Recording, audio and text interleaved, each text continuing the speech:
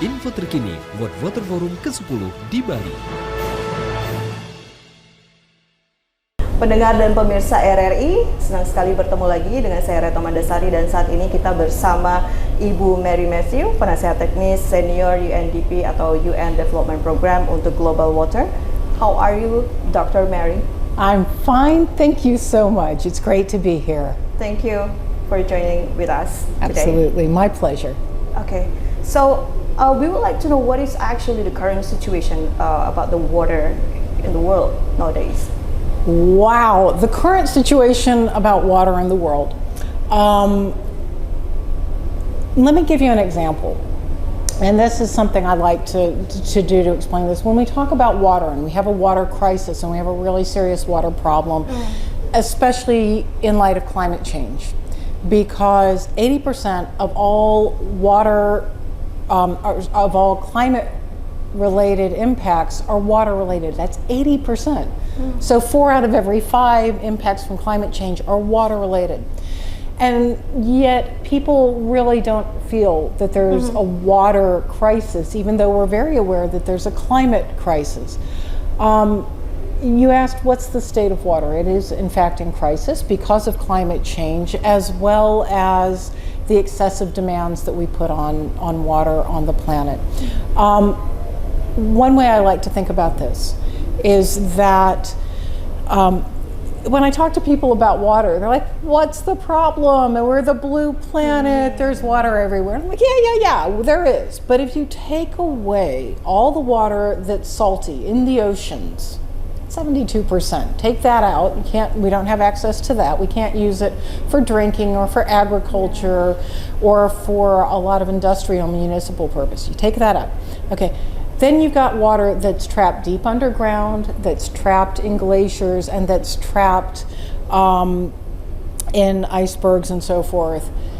You take all of that away, and you've got the water that we actually have access to on a day-to-day basis that's easily accessible. It's, of all the water in the world, it's 0.03% of all the water in the world. And that's a really hard number to get your head around. So if you think about it like this, if my body is all the water that's in the world, 0.03% is the amount that's in my thumb. And that's all we have that's fresh water that we can drink, that we can put on plants, that we can use for agriculture, for industry, municipal. So agriculture, industry, municipal, and ecosystems on land, 0.03%. There was that much 3,000 years ago, there was that much today. We don't have enough water, and we have to be very, very careful about how we're using it, as well as being sure that the water we do have, that we protect and we take care of, and we take care of the ecosystems that are responsible for the water that we have. So if we're talking about the SDGs, we know that water is the key point at number 6. Yes. I would like to know what is the achievement until now, because we just have like 6 years to finish it for the SDGs. It's coming up quick. And we've had the Water Action Decade from 2018 to 2028. And we're really starting to see some progress. People are becoming aware of this, and yet with regards to SDG 6, we're not making the progress we need to. But one of the things about SDG 6 is water as its own SDG is critical. But at UNDP, for example, we can't think of any of the SDGs without thinking about water. UNDP takes a whole of SDG approach to water, because if you don't have water, you have poverty, you have hunger, you have lack of education. Women are disproportionately impacted by water, our lack of access to good, clean, safe water. And it goes through every single one of the SDGs. Water flows throughout the entire Sustainable Development Goals. So if we're talking about the climate change, how does the impact of it to the existence of water? That's a really good question. With climate change, we are seeing much more extreme issues in the water. Really, if we had framed water as the problem instead of climate change, I think people would have understood that a lot better, a lot faster, and it would have been a lot less, hopefully less controversial, because that's how people experience climate change. When you've got 4 out of 5 of the impacts, floods, droughts, extreme heat, creating incredible desertification, rain falling when it's not normally falling, and farmers aren't sure when to plant, drought when there's normally not droughts. We're seeing so much more severe impacts and swings. The storms are becoming much more severe. Typhoons and hurricanes are more severe. They're all water related. It's really, it's concerning. Yeah. So if we can touch a little bit about the war nowadays. War. Yeah. Okay. Or the conflict. Sure. Of course, it is also make the impact for the water crisis. Do you have in mind about that? Sure. Yeah. And again, this is something that kind of goes both ways. In the past century, they say wars were fought over oil and access to oil, and truth bears that out. History really shows that. It's been said that wars will be fought over water in the current century, this century, in my granddaughter's lifetime. And it's because water is such a very important economic tool. It's an important social tool. All of us, every person who's ever lived, cannot live without water. And yet, with increasing severity of climate change, we're getting mass migration, it's increasing tensions, it's increasing conflicts, it's becoming much more problematic. And at the same time, we're also seeing really heartbreaking situations with regards to conflict affected areas not having access to water and not having access to safe drinking water, much less water for washing clothes or water for agriculture. We have to figure this out if we want to have peace and security in this world. We have to figure out the piece of the puzzle that's water. So it means that we cannot weaponize water. Absolutely. And unfortunately, the ancient Romans, they were pretty good at building empires. If they had they would do two things when they had to conquer a territory and they really needed it to destabilize the situation. They would salt the fields, so the fields couldn't grow, the soil was damaged. And when you damage it with salts, it's a water issue. And they would also contaminate the wells. They weaponized water. Unfortunately, we're now seeing that happening again, or at least we're on the cusp of it. And it hasn't yet become the flashpoint, and yet there are parts of the world where we could definitely say water is being used as a weapon. So, Dr. Mary, we here gather to our World Water Forum. Sure. Yeah. So, how do you see the commitment of all the participants, especially that it's already declared about the ministerial declarations? Yeah. How do you see about that? I think we're making good progress. Last year, 2023, was the first UN water conference since I was 12 years old, and I'm old. That was 1977. We had the first UN water conference. We didn't have another one until 2023. Now, is that because water is not important? No, it's because water is so difficult and complicated and challenging and hugely important. And this gets to your question about, well, what about where we are now?